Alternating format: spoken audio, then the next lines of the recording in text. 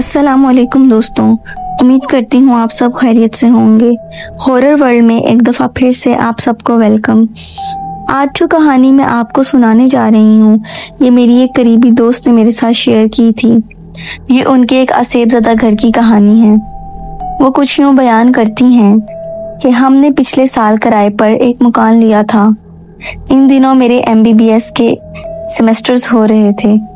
ऐसे दिनों में मकान की तब्दीली ज़हनी तौर पर इंसान को बोझ लगने लगती है।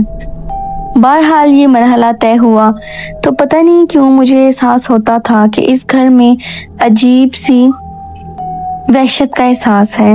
मैं पढ़ने बैठती थी तो दिल में घबराहट सी तारी होने लगती थी। किसी भी काम को करने में जी नहीं लगता था।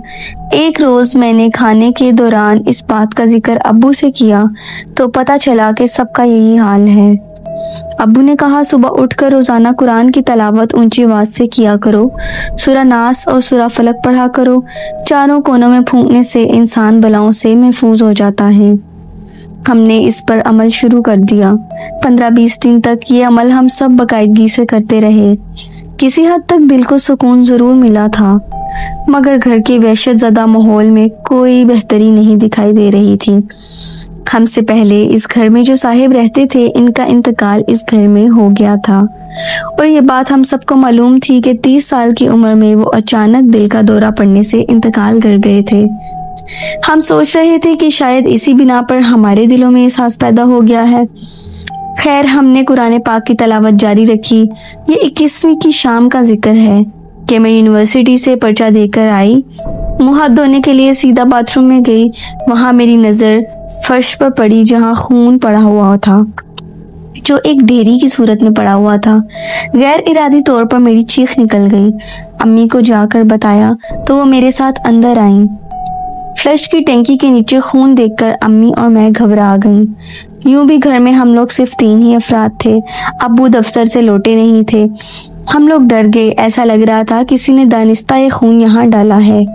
हम दोनों माँ बेटी घर को ताला लगाकर हाला के घर चली गईं।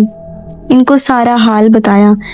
एक मौलाना हाला के घर के करीब रहते थे, वो हमें उनके पास ले गईं। हमने उन्हें जब सारा हाल बताया तो कहने लगे, आपके घर में छिपकलियाँ ज़्यादा हैं, इनकी वजह से ऐसा हो रहा है।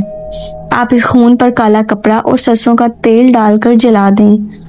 ये बात हमारी समझ में नहीं आई कि बेचारी छिपकलियां कहीं से खून कैसे ला सकती हैं। हमने हाला को साथ लिया, घर वापस आए। हाला ने काले कपड़े को सरसों के तेल में डुबो दिया और इस कपड़े को खून पर डालकर आग लगा दी। जरा सी देर में वहां सिर्फ राख रह गई जो पानी से बहा दी गई। अब्बू के आने तक हाला हमारे साथ रही। अब्बू ने अपने तौर पर हमारा डर निकालने के लिए कोशिश की, मगर मुझे बाथरूम जाते हुए बहुत डर लगने लगा था। बाथरूम कमरे से अटैच था, इसके लिए मुंह हाथ धोने के लिए इस्तेमाल होता था। आहिस्ता आहिस्ता डर खत्म हुआ और मैं उस बाथरूम में दोबारा जाने लगी।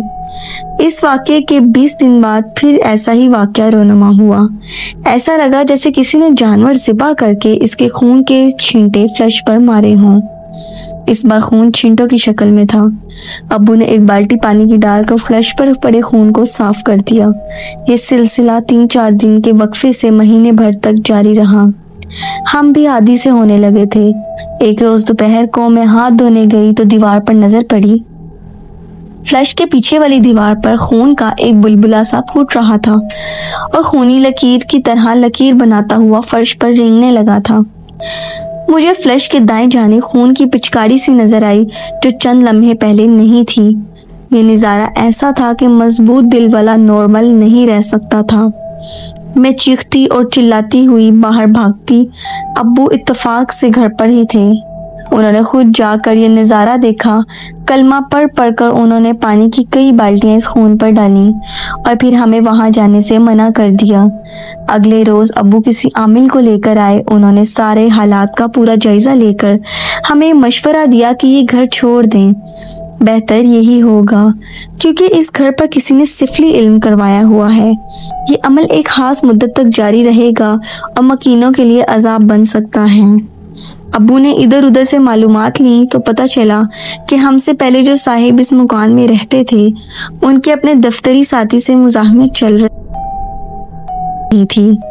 ان کے دشمن نے ان پر کالا علم کروایا ہوا تھا۔ وہ جب باتھ روم جاتے تھے تو وہاں کلیجی اور اوجری پڑی ملتی تھی۔ ہفتے بھر میں ان کا انتقال ہو گیا۔ اس واقعہ کی وجہ سے محلے میں کوئی اس مکان کا رخ نہیں کرتا تھا۔ ہم لوگ آئے تو سب ڈر رہے تھے کہ خدا کو معلوم کہ ہم پر کیا بیتے گی۔ اللہ نے کرم کیا اور ہم کسی نقصان سے محفوظ رہے۔ یہ کلام الہی کی برکت تھی جس نے ہمیں محفوظ رکھا تھا۔ ہم نے فوراً وہ گھر چھوڑ دیا۔ میں نے اس سے پہلے ایسے واقعات صرف پڑھے یا سنے تھے، مگر سائنس کی طلبہ ہونے کے ناطے میں اس پر کبھی یقین نہیں کرتی تھی، مگر آنکھوں سے دیکھنے کے بعد جھٹلانے کی گنجائش بھی نہیں رہی تھی۔ مجھے بعد میں افسوس ہوتا رہا کہ معمولی مفادات کی خاطر لوگ جاننے لینے کے در پہ کیوں آ جاتے ہیں اور ایسے علوم کی حوصلہ افزائی کیوں کرتے ہیں جو شیطانی عمل ہیں اور بنی نوع انسان کے لیے شدید خطرات کا باعث ہیں۔ دوستوں، یہ تھی ثنا کی کہانی۔ تو امید کرتی ہوں آپ کو یہ ضرور پسند آئی ہوگی۔